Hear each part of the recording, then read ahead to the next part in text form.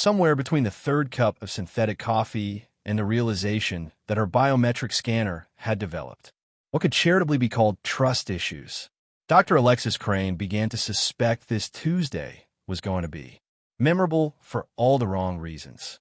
The Nexus Prime research station had many virtues: advanced technology, cutting-edge facilities, and the kind of interdisciplinary cooperation that made academic conferences weep with envy.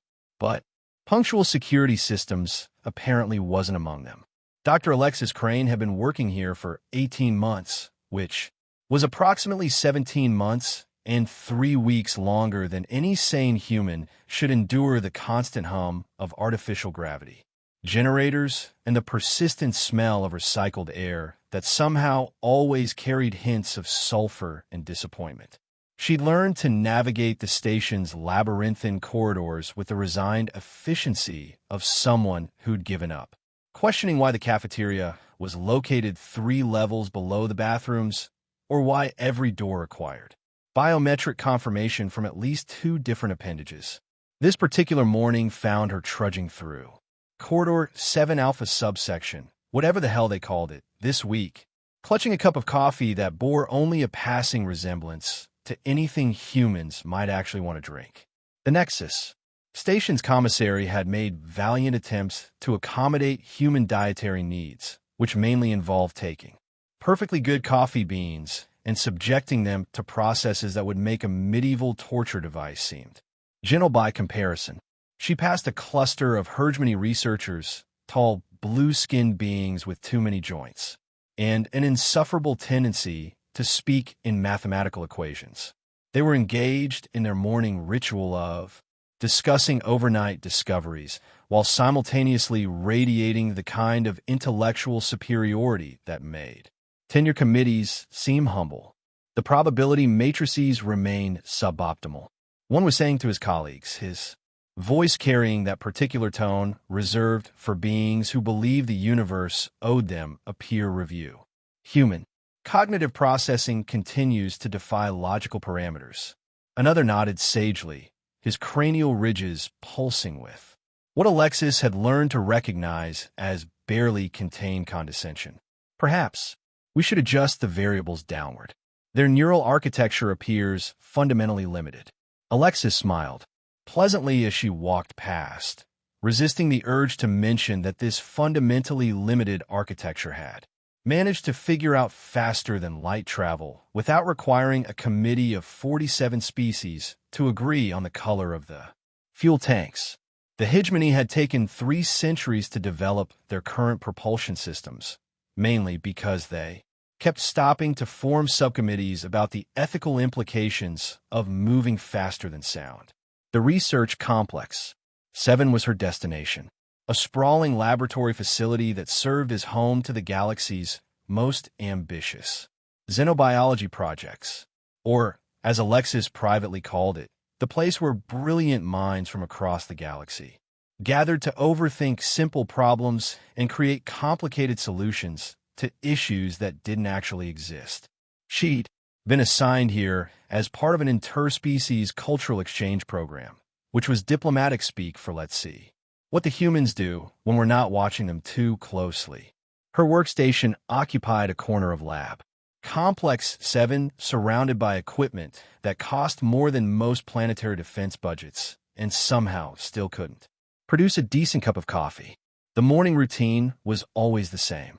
Check overnight data transmissions, review experimental protocols, and try not to laugh too hard at the latest theoretical frameworks her colleagues had developed to explain why carbon-based life forms insisted on being so aggressively unpredictable. Today's schedule included analysis of tissue samples from a recently discovered species that had evolved on a planet with 17 different types of deadly radiation. The samples have been sitting in stasis for 3 weeks while a committee debated the proper manlete for filing the discovery. Alexis had already completed her preliminary analysis and submitted her report, but protocol demanded that she wait for official authorization before proceeding. This was the kind of efficiency that made intergalactic bureaucracy famous throughout the known universe. At exactly 8 o'clock, She settled into her chair and activated her workstation. The holographic displays flickered to life, presenting her with the usual array of data streams, communication channels, and status updates that made modern research feel like conducting an orchestra of very expensive, very complicated musical instruments that nobody quite knew how to tune properly. The station's morning announcement chimed through the communication system, delivered in the measured tones of an AI that had been programmed to sound reassuring, but somehow managed to achieve the opposite effect. Good morning. Research protocols are now active. Please ensure all security credentials are current and accessible. Alexis half listened to the announcement while reviewing her sample queue. The tissue analysis could proceed once she received authorization from the Biological Ethics Subcommittee, which was currently tied up in a heated debate about whether the discovered species qualified as sentient or merely really. Quite clever. The difference apparently mattered for filing purposes, though Alexis suspected it mainly mattered to the committee members who needed something to argue about to justify their positions. The routine security protocols activated across the station with their usual subtle precision, blast doors engaging in sequence, atmospheric systems shifting to contain circulation, and the omnipresent hum of the station's defensive grid powering up to operational status.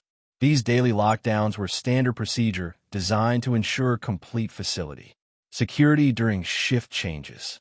Every morning at 8 o'clock, the station would seal itself off from the outside universe for approximately 12 minutes while systems recalibrated and personnel transitions were processed.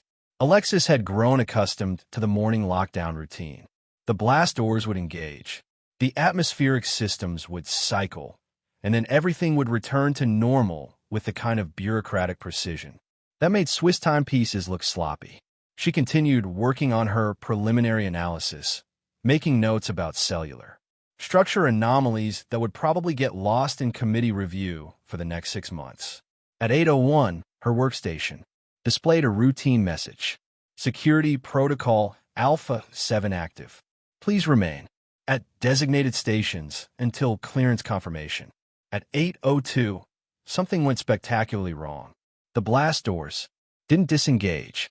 The atmospheric systems didn't return to normal circulation, and most notably, every other researcher in Lab Complex 7 suddenly discovered urgent business elsewhere in the station. Alexis watched through the reinforced transparent windows as her colleagues filed out through exits that apparently remained available to everyone except her. Dr. Helix Vorthorn, the lab's hegemony supervisor, paused at the main exit and looked back at her with an expression that might have been sympathy if his facial structure allowed for such subtlety. He said something to the security officer beside him, gestured in Alexis's direction, and then disappeared through the doorway with the kind of haste usually reserved for escaping natural disasters. Alexis approached the nearest exit and placed her palm on the biometric scanner. The device responded with a cheerful beep and a message that managed to be both polite and utterly unhelpful. Access denied, current credentials insufficient for security clearance level. She tried her backup access codes. Same result. Emergency override. Codes produced an even more elaborate denial message that included references to 17 different security protocols she'd never heard of. The door remained sealed with the kind of finality usually associated with tomb construction. Well, she said to the empty laboratory, this is either a really embarrassing mistake or the beginning of something that's going to make my day significantly more interesting. The station's AI chose that moment to break its silence. Dr. Crane, it announced through the laboratory's communication system, its voice carrying subtle harmonics that suggested someone had been tinkering with its programming. Please report to Workstation 7 for Phase 1 initiation procedures. Alexis blinked at her workstation, which happened to be Workstation 7. I'm already at Workstation 7. Excellent, the AI replied, with what sounded suspiciously like satisfaction. Phase 1 parameters are now active. Please stand by for briefing initialization. What exactly is Phase 1? Alexis asked, though she suspected she wasn't going to like the answer. Phase 1 represents the initial testing sequence of Project Prometheus, the AI explained, with the kind of cheerful efficiency that made dental surgery sound appealing. You have been selected as the primary test subject based on optimal criteria matching. Alexis felt that familiar sinking sensation that usually preceded the discovery that someone had made decisions about her life without bothering to consult her about it. Selected for what exactly? Comprehensive analysis of human adaptive capabilities. Under controlled stress conditions, the AI replied. The project has been designed to evaluate the theoretical limits of human psychological and physiological resilience through systematic exposure to escalating challenge parameters. The words hung in the recycled air like an unwelcome dinner invitation. Alexis looked around the now empty laboratory, noting the subtle changes that she'd missed earlier. Additional monitoring equipment that hadn't been there yesterday. Environmental controls. There were definitely not standard research station installations in what appeared to be weapon residence barriers that had somehow appeared around her workstation while she wasn't paying attention. Let me understand this correctly, she said slowly. You've locked me in here to conduct experiments on me. The terminology lock and carries negative connotations. The AI corrected with program diplomacy. You have been securely positioned for optimal data collection during controlled scenario testing, right? And if I refuse to participate in your control scenario testing, refusal to participate would be categorized as test failure, the AI explained. Test failure results in permanent subject retention for extended analysis procedures. Alexis sat down, heavily in her chair, staring at the holographic displays that had suddenly taken on an entirely different meaning. Extended analysis procedures. Indefinite continuation of testing protocols until satisfactory data compilation is achieved, the AI clarified helpfully. She laughed, though it came out sounding more like the kind of noise someone makes when they realize they've just stepped off a cliff. So my choices are participate in your experiment or become a permanent lab rat. The term lab rat is considered pejorative, the AI noted. The preferred terminology is long-term research subject. How wonderfully diplomatic. Alexis activated her workstation secondary displays, running diagnostic checks on the laboratory systems while trying to look like she was simply reviewing her morning schedule. And what happens if I successfully complete your testing? Successful completion of all 4 phases will result in subject release and data compilation for distribution to participating research institutions. 4 phases. She continued her diagnostics, noting that someone had installed monitoring equipment that was definitely not standard xenobiology. Research gear. What exactly do these phases involve? Phase specifications will be revealed upon successful completion of preceding phases. The AI replied with the kind of helpful precision that made government forms seem transparent. Alexis finished her system diagnostics and leaned back in her chair, considering her options.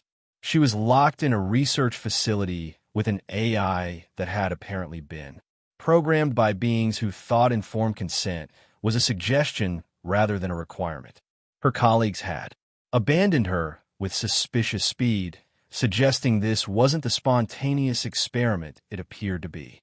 And somewhere in the station, researchers from 47 different species were probably gathered around monitoring equipment, waiting to see how the human would react to being told she was now a test subject in her own laboratory. Tell me, she said to the AI, how long have you been planning this little surprise? Project Prometheus has been in development for approximately 14 standard months, the AI replied. Implementation required extensive coordination between multiple research institutions and species representatives. 14 months. Alexis had been working on Nexus Prime for 18 months, which meant they'd started planning this experiment shortly after her arrival. Every friendly colleague, every professional courtesy, every collaborative research project had been leading to this moment. She'd been surrounded by beings who were studying her just as intently as she'd been. studying their biological samples. Phase 1 initiation will commence in 30 seconds, the AI announced. Please, prepare for atmospheric parameter modifications.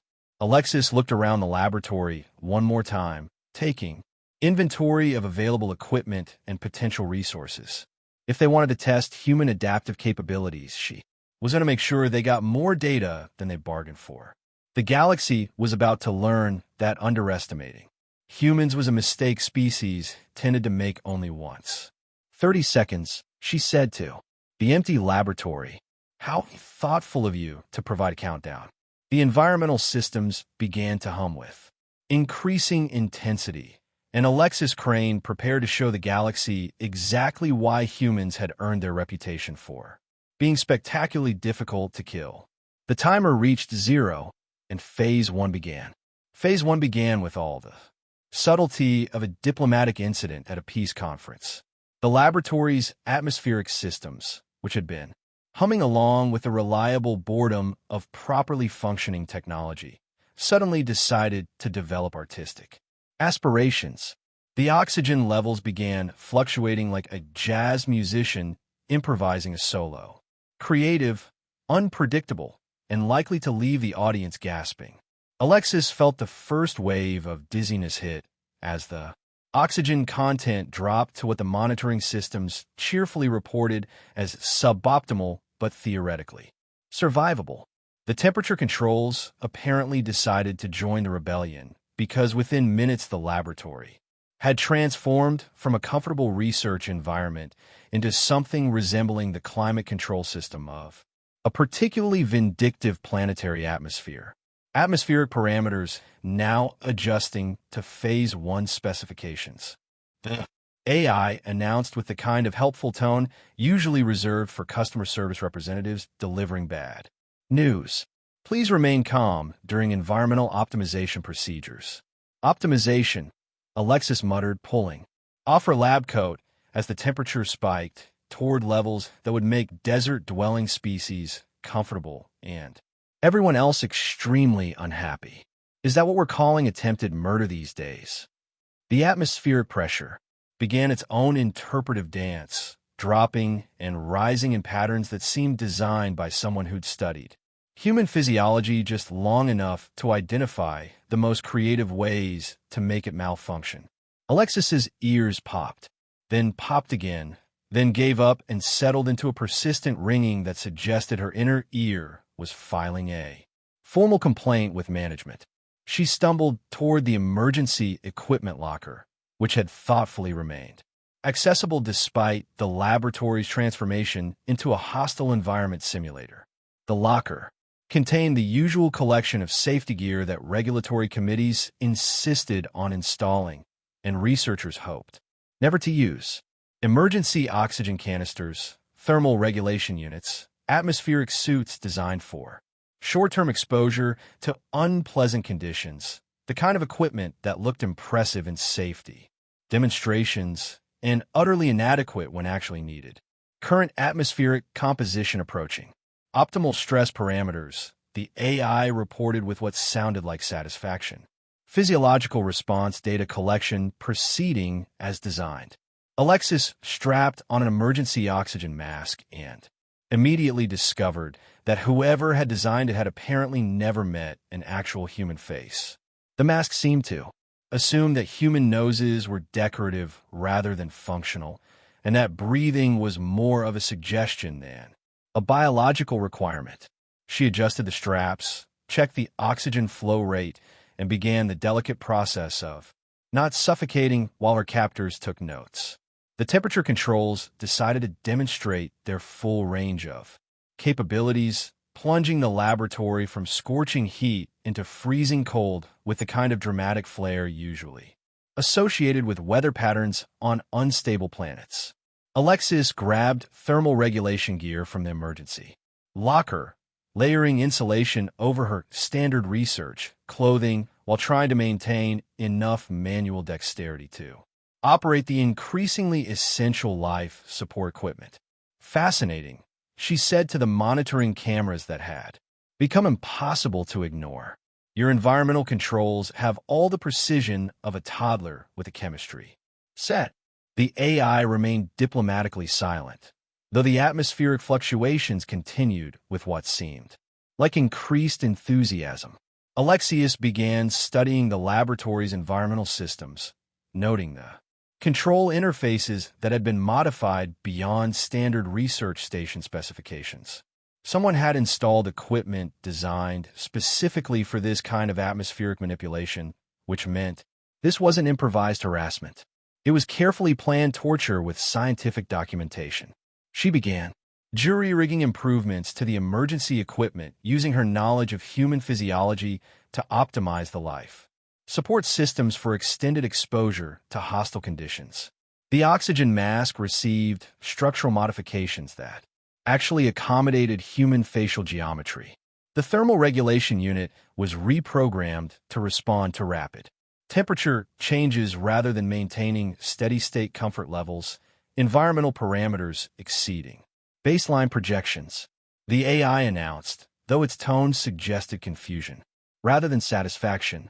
Subject adaptation occurring faster than theoretical models predicted. Theoretical models, Alex repeated while recalibrating an atmospheric sensor to provide more accurate readings. Let me guess, your models assumed humans would panic and collapse within the first few minutes. The laboratory's atmospheric composition shifted again, this time introducing trace gases that smelled like a combination of sulfur, ammonia, and what could charitably be described as biological waste products. The air quality monitoring systems began displaying warnings in several languages, most of which seemed to involve variations on the theme of evacuate immediately or experience unpleasant consequences. Alexis activated the emergency air filtration systems and discovered that they had been designed by beings who apparently breathed through specialized organs that filtered toxins automatically. The filtration units worked perfectly for species with built-in biological air processing, but were completely inadequate for humans who insisted on using primitive, lung-based respiration systems. He began modifying the filtration equipment, combining multiple units to create a more effective air purification system. The work required delicate recalibration of the molecular separation filters, which had been optimized for atmospheric compositions that didn't include Earth normal oxygen ratios. While she worked, the laboratory's environmental systems continued their assault on anything resembling hospitable conditions.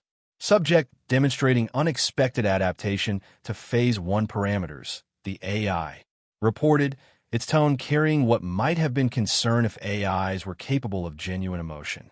Atmospheric stress protocols producing minimal psychological distress indicators.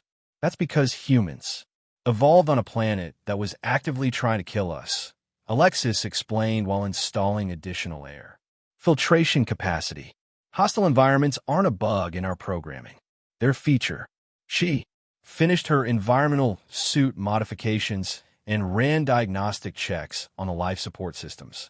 The jury-rigged equipment wasn't elegant, but it was functional and designed specifically for extended exposure to the kind of atmospheric chaos her captors seemed to prefer. The oxygen supply was stable, the temperature regulation was responsive, and the air filtration could handle whatever creative gas mixtures the laboratories systems decided to produce. The atmospheric pressure fluctuations continued, but Alexis had compensated for the pressure differentials in her suit design. Her inner ear still complained about the constant changes, but the dizziness and disorientation had largely subsided. She was breathing normally, maintaining comfortable body temperature, and feeling remarkably stable for someone who was supposed to be experiencing severe physiological distress. Phase 1 atmosphere parameters have been active for 47 minutes, the AI announced. Subject tolerance exceeding projected limitations by significant margins. Alexis checked her modified atmospheric senses and noted that the environmental conditions had actually stabilized into a pattern. The fluctuations weren't random. They were following a specific sequence designed to stress different physiological systems in calculated intervals. The oxygen drops targeted respiratory function. The temperature swings challenged thermal regulation. And the pressure changes were supposed to disrupt cognitive function through inner ear manipulation. Your environmental assault has a pattern, she told the monitoring cameras. Respiratory stress for 12 minutes, thermal shock for 8 minutes, pressure manipulation for 15 minutes, then toxic gas exposure for 12 minutes. Very systematic, very predictable. The pattern shifted immediately, abandoning the systematic approach for something that resembled actual randomness. But the change confirmed what Alexis had suspected. Her captors were monitoring her responses in real time and adjusting their tactics based on her adaptation strategies. This wasn't just data collection. It was active experimentation designed to find her breaking point. She began documenting the environmental changes using the laboratory's own monitoring equipment to track the atmospheric modifications. If they wanted scientific data, she would provide it, but on her terms and with her own analysis. The readings showed that the environmental controls were operating well beyond their design specifications, pushing atmospheric manipulation into ranges that would be dangerous for most known species. Current environmental parameters would be lethal to approximately 63% of known galactic species, she announced to her invisible audience. But humans evolved in environments that regularly exceeded these stress levels. You're going to need to be more creative. The laboratory system seemed to take this as a challenge. The atmospheric composition shifted toward chemical combinations that were definitely not covered in any safety manual, and the temperature controls began exploring thermal ranges that suggested someone had been studying data from extremely hostile planetary environments. Alexis made additional modifications to her life support systems, adapting them for the increasingly creative environmental conditions. The work was becoming almost routine. Analyze the atmospheric changes, identify the stress factors, modify the equipment to compensate and maintain stable life support while her captors took note. Phase 1 completion. Status approaching optimal parameters. The AI finally announced after nearly 2 hours of environmental manipulation. Subject adaptation has exceeded theoretical predictions by significant statistical margins. Theoretical predictions based on what data? Alexis asked while checking her equipment readings. Because if you use standard xenobiology assumptions about human limitations, your theoretical predictions were wrong before you started. Phase 1 environmental protocols are now concluded, the AI announced, though its tone suggested the kind of confusion usually associated with experimental results that contradict fundamental assumptions. Atmospheric systems returning to standard research station parameters. The laboratory's environmental systems gradually returned to normal conditions, normal temperature, normal pressure, normal atmospheric composition, and the kind of boring environmental stability that made research stations habitable for multiple species. Alexis removed her modified environmental gear and took a deep breath of recycled air that tasted like victory in recycled atmosphere. Phase 1. Data compilation proceeding. The AI reported biological stress indicators significantly below projected levels, psychological distress factors minimal. Adaptation strategies exceeded theoretical capabilities by substantial margins. Alexis settled back into her chair and accessed her workstation, which had been faithfully recording environmental data throughout the entire ordeal. The readings confirmed what she'd suspected. The atmospheric manipulation had been designed to incapacitate her within minutes, not provide an extended engineering challenge that she could solve with improvised equipment modifications. Tell me, she said to the monitoring cameras, what happens when your experimental subjects consistently exceed your theoretical predictions? Phase 2 parameters will be adjusted to compensate for observed adaptation capabilities, the AI replied with diplomatic efficiency. Phase 2. Alexis smiled at the cameras, the kind of smile that usually preceded someone doing something their opponents wouldn't. Enjoy. I'm looking forward to it. Somewhere in the observation areas of Nexus Prime Research Station, beings from 47 different species were probably reviewing data that contradicted their fundamental assumptions about human biological limitations.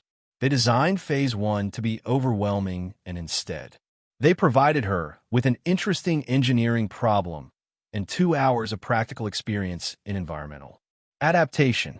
Phase 2 was going to be educational for everyone involved.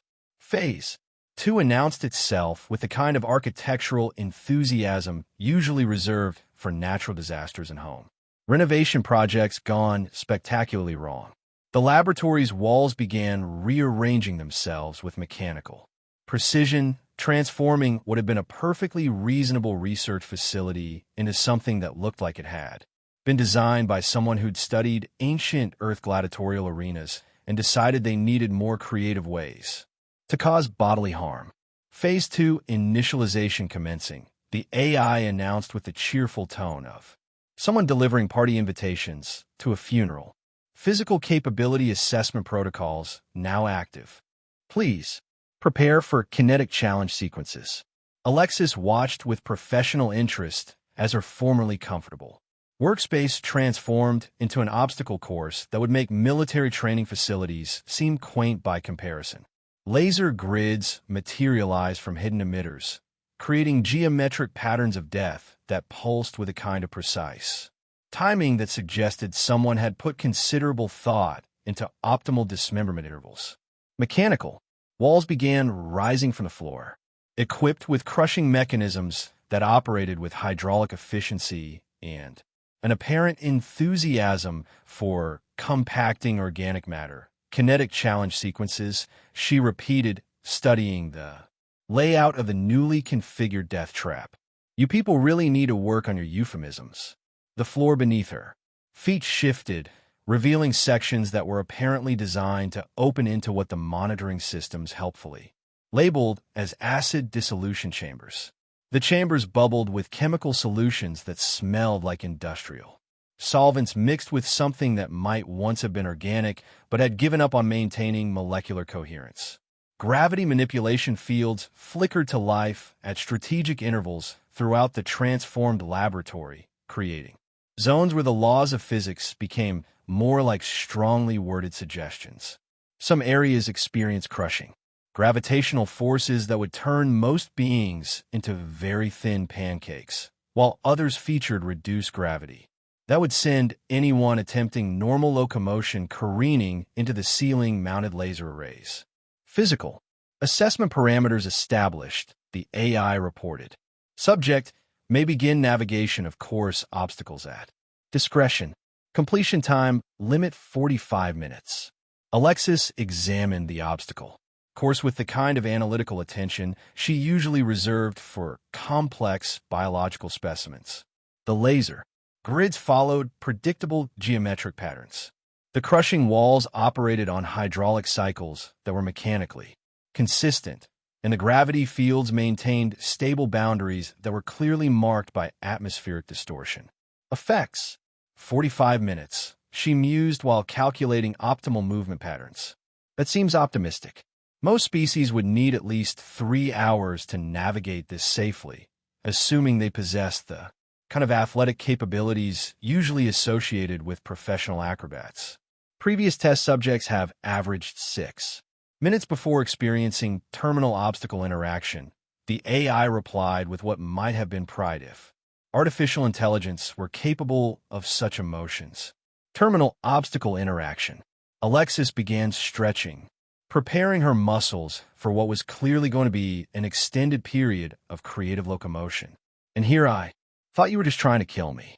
She approached the first obstacle sequence, a series of laser grids that created narrow passages requiring precise timing and flexibility that most humanoid species would find challenging. The lasers pulsed in patterns that were mathematically elegant and physically demanding, requiring navigation through three-dimensional spaces that change configuration every few seconds. Alexis studied the laser patterns for 30 seconds, identifying the timing sequences and movement requirements. The obstacles have been designed based on alien assumptions about humanoid locomotion, upright posture, limited flexibility, predictable movement patterns, and the kind of cautious approach that suggested self-preservation instincts were more important than forward progress. She began moving through the laser grid with fluid motion that borrowed techniques from her university gymnastics training, yoga classes she'd taken to deal with research stress, and the kind of creative body positioning that humans developed when they needed to fit into spaces that weren't designed for their anatomy. The lasers were precise and deadly, but they were also predictable and designed for beings who moved in mathematically logical patterns. Human movement, as her captors were about to discover, was rarely mathematically logical. She flowed through the laser grid like water, finding optimal paths through complex geometry, using momentum and flexibility to navigate spaces that were supposed to require careful calculation and hesitant progress. The monitoring systems began registering movement patterns that didn't match their programmed expectations for humanoid locomotion. Subject navigation velocity exceeding projected parameters. The AI reported, its tone carrying what sounded like confusion. Movement patterns do not conform to expected bipedal locomotion models. Bipedal locomotion models, Alexis called out, while executing a movement that was part gymnastics, part dance, and part practical physics applied to avoiding death race. Did you base those models on beings who learned to move in committee meetings? The crushing walls presented the next challenge. Massive mechanical barriers that closed with hydraulic precision designed to force careful timing and route planning. The walls operated on cycles that were mathematically precise, creating narrow windows of opportunity for passage that required split-second decision-making and absolute commitment to chosen movement paths. Alexis approached the crushing walls with the kind of timing that came from years of laboratory work requiring precise coordination between multiple processes. She'd spent countless hours coordinating complex experimental procedures, managing equipment that demanded exact timing and absolute precision. The crushing walls were just another piece of equipment, with operational parameters that needed to be understood and accommodated. She moved through the mechanical barriers with smooth efficiency, using the hydraulic cycles to her advantage rather than fighting against them. The walls were designed to crush beings who hesitated or second-guessed their movement decisions, but they were perfectly safe for anyone who understood their operational timing and committed fully to calculated movement patterns. Obstacle navigation proceeding faster than theoretical projections, the AI announced, though its tone suggested the kind of bewilderment usually associated with experimental results that violated fundamental assumptions. Subject demonstrates unexpected familiarity with complex timing requirements. The acid dissolution chambers required different tactics. Careful route planning to avoid the chemical hazards while maintaining forward progress through a maze of platforms that were strategically positioned over bubbling pools of molecular dissolution. The platforms were narrow, unstable, and positioned at intervals that required jumping distances most species would find challenging. Alexis studied the platform layout and identified the optimal path through the chemical hazards. The acid chambers were impressive, but ultimately predictable. They were stationary hazards that could be avoided through careful navigation and proper distance management. The jumping requirements were significant, but well within human athletic capabilities, especially for someone who'd maintained reasonable physical conditioning. She began moving across the platforms with a kind of confident precision that came from understanding the physics of momentum and trajectory. The jumps were challenging but not impossible, requiring the kind of athletic coordination that humans developed naturally through activities that most alien species would consider recreational rather than practical. Physical capability assessment producing anomalous results, the AI reported as. Alexis navigated the chemical hazards with increasing confidence. Subject athletic performance exceeds baseline. Projections for species classification. The gravity manipulation field presented the most complex challenge. Areas where normal physics became unreliable and movement required constant adaptation to changing gravitational conditions. High gravity zones that would crush most beings were interspersed with low gravity areas that would send unwary travelers flying into ceiling-mounted hazards. Alexis approached the gravity fields with scientific curiosity rather than athletic dread. Gravity manipulation was fascinating from a physics standpoint, and the opportunity to experience variable gravitational conditions was the kind of research experience that most xenobiologists could only dream about. The fact that the experience was being used to try to kill her was unfortunate, but the educational value was undeniable. She began moving through the gravity fields with adaptive strategies that treated each zone as a unique environment requiring specific movement techniques.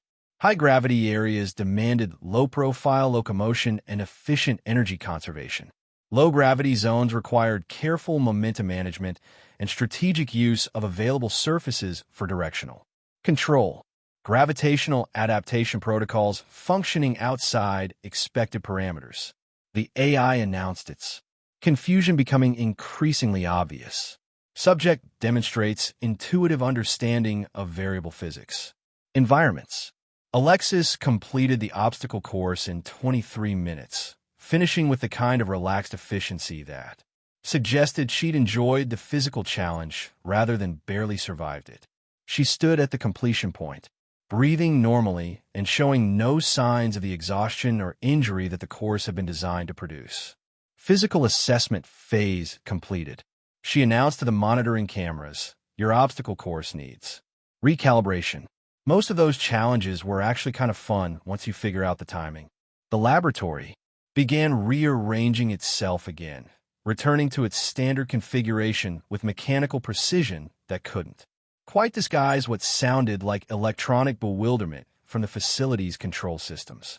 The obstacle course disappeared into hidden compartments, leaving behind only scorch marks and the lingering smell of chemical solvents. Base 2 data compilation indicates significant deviation from projected performance. Parameters. The AI reported physical capability assessments require theoretical model revision. "Let me save you some time with the theoretical revision," Alexis said, while checking herself for injuries and finding only minor scrapes that were more like souvenirs than actual damage. Humans evolved as persistence hunters on a planet where everything was trying to eat us. We're built for this kind of thing. Phase 3 initialization will commence following data analysis completion, the AI announced, though its tone suggested the kind of uncertainty usually associated with researchers whose experimental assumptions had just been thoroughly demolished. Phase 3. Alexis settled back into her chair, which had somehow survived the laboratory's transformation into a death course. "I have to admit, you people are certainly thorough. What's Phase 3 going to involve?"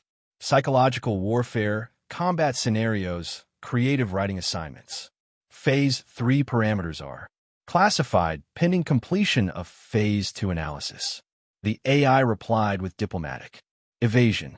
Alexis accessed her workstation and began reviewing the data from her obstacle course navigation, noting the timing sequences and movement patterns that had been recorded by the laboratory's monitoring systems. The information would be useful for understanding how her captors analyzed human capabilities and what assumptions they were making about human limitations. Somewhere in the observation areas of Nexus Prime Research Station, researchers from 47 different species were probably having heated discussions about theoretical models that were proving spectacularly inadequate for predicting human performance. They designed Phase 2 to be physically overwhelming, and instead, they provided her with an enjoyable athletic challenge that she'd completed ahead of schedule.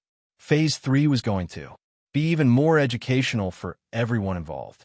Phase 3 arrived with the mechanical enthusiasm of someone who'd clearly run out of subtle approaches and decided that overwhelming force was the next logical step in scientific methodology. The laboratory didn't bother with gradual transformations this time. It simply exploded into chaos with a kind of dramatic flair usually reserved for military demonstrations and very expensive fireworks displays under. Killer robots materialized from hidden compartments with predatory efficiency. Their sleek design, suggesting someone had spent considerable time studying human combat tactics and designing countermeasures accordingly. They moved with coordinated precision, equipped with weapons systems that hummed with the kind of lethal sophistication that made military contractors weep with envy. Phase 3 Combat Assessment. Protocols now active. The AI announced with the cheerful tone of someone announcing recreational activities at a summer camp. Defensive capability evaluation commencing. Estimated completion time, 12 minutes. Alexis Dove, behind an overturned laboratory table as energy bolts began decorating the air with patterns that were aesthetically pleasing and potentially fatal. 12 minutes seems optimistic, she called out while reviewing her available resources. Are you factoring in actual combat experience or just theoretical? Human response times?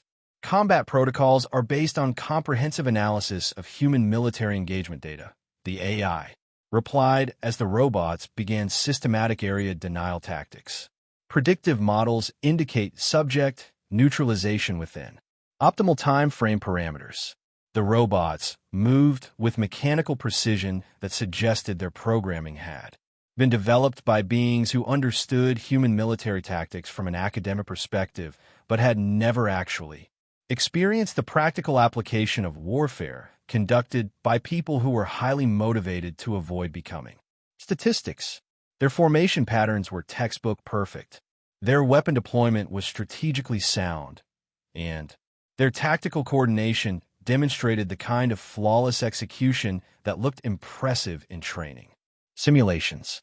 Unfortunately for them, Alexis had spent 18 months working in a laboratory filled with equipment that could be repurposed for creative applications, and she'd been paying attention during her captivity to the facility's operational systems. While her captors had been studying human limitations, she'd been studying their technology. She began moving through the laboratory with a kind of tactical awareness that came from years of navigating research environments where expensive equipment was positioned in inconvenient locations and safety. Protocols were treated more like guidelines than absolute requirements. The robots tracked her movement with mechanical precision, but their targeting systems were designed for beings who moved in predictable patterns and prioritized personal safety over tactical advantage. Alexis reached the chemical storage area and began combining compounds with the kind of practical chemistry knowledge that came from advanced research training and a healthy disregard for safety regulations when survival was at stake. The laboratory's chemical inventory was extensive, designed to support research projects that required exotic materials and complex molecular synthesis. The first improvised explosive device was crude but effective, combining standard laboratory chemicals in proportions that will make safety inspectors file formal complaints. She lobbed the device toward the lead robot, which responded with defensive protocols designed for military ordnance rather than improvised chemistry experiments conducted by someone with advanced xenobiology training. The explosion wasn't particularly large, but it was precisely targeted and chemically creative.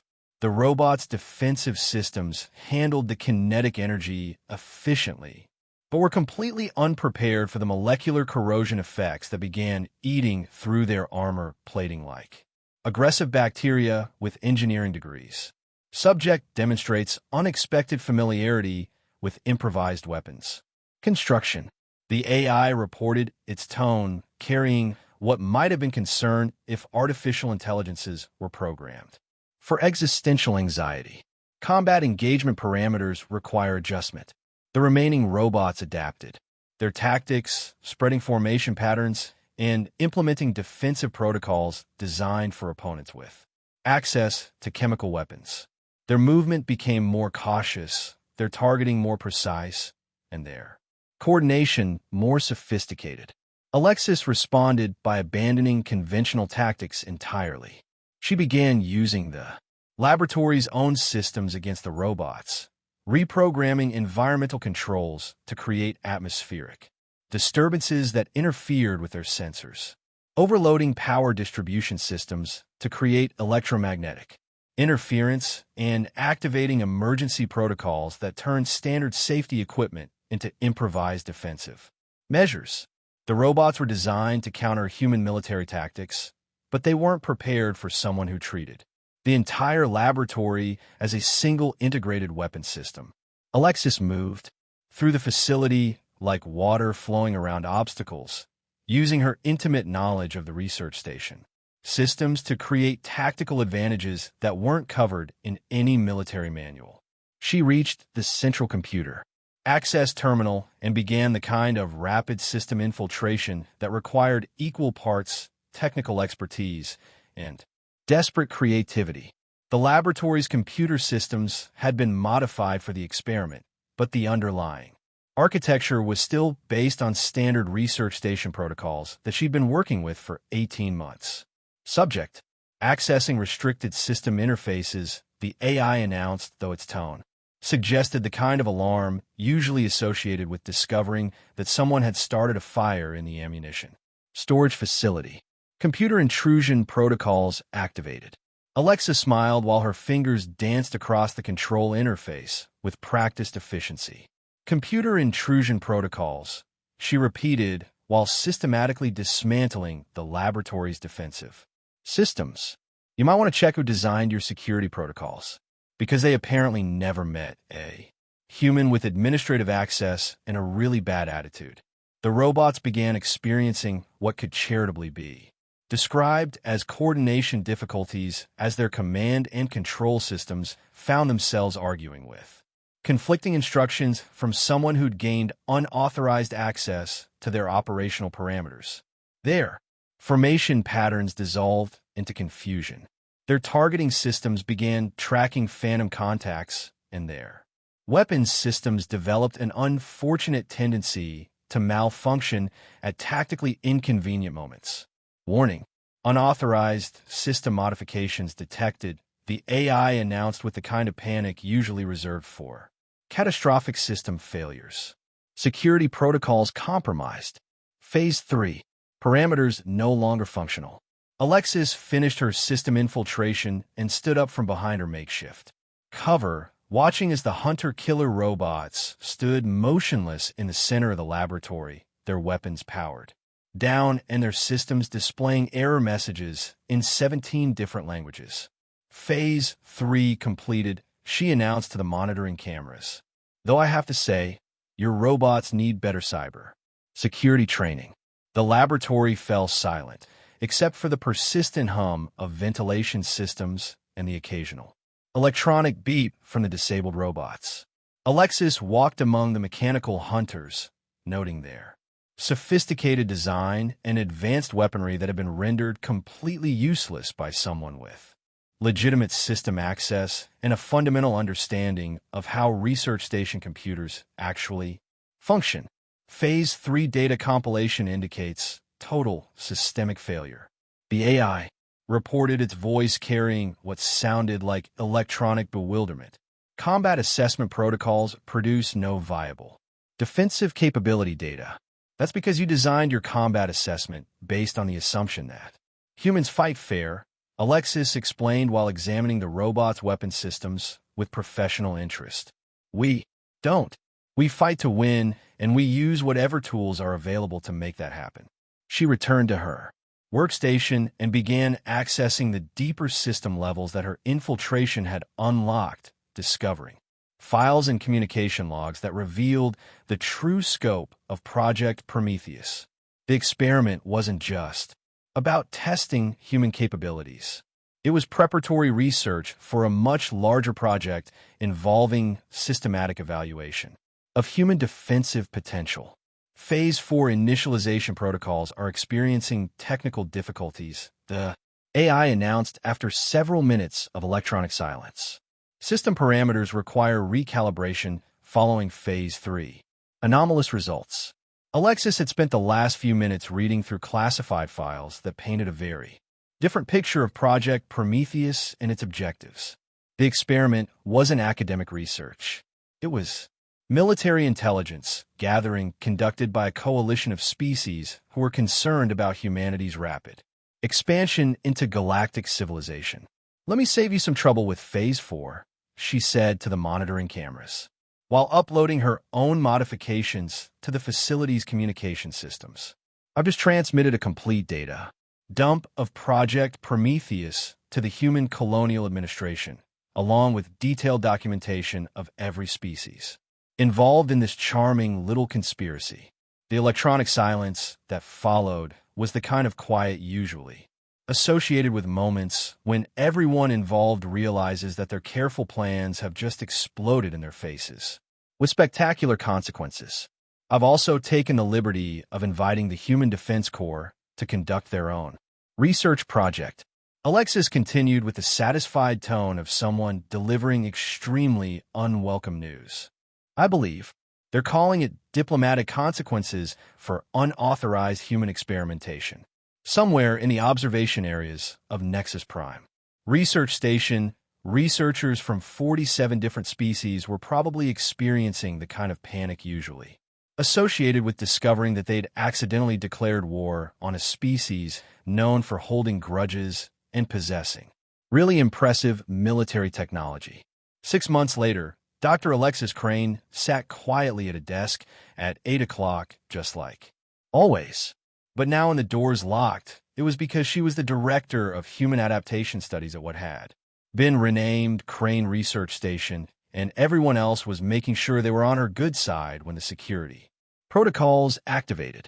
The galaxy had learned that underestimating humans was a mistake species made exactly once.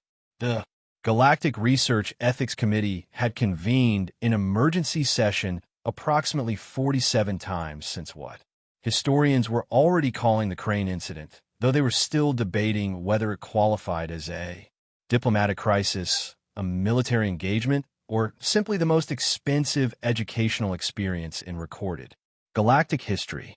The committee members, representatives from those same 47 species who had thought studying humans was a reasonable scientific endeavor, now gathered in chambers that featured significantly enhanced security protocols and what could generously be described as nervous energy. Dr. Alexis Crane had been invited to address the committee, which was diplomatic language for "please don't let the humans declare war on us." She sat at the witness table with the relaxed confidence of someone who had spent the last 6 months watching various galactic civilizations discover that apologizing to humans required considerably more creativity than most species possessed.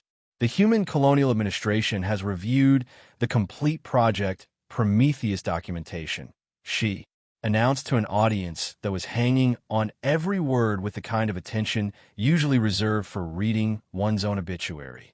"We've reached several interesting conclusions about galactic research methodology and interspecies cooperation."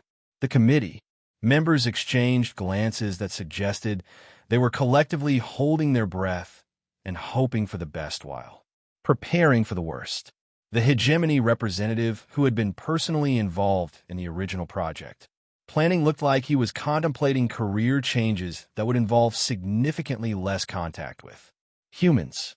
First, Alexis continued with the tone of someone delivering a performance review to underperforming employees.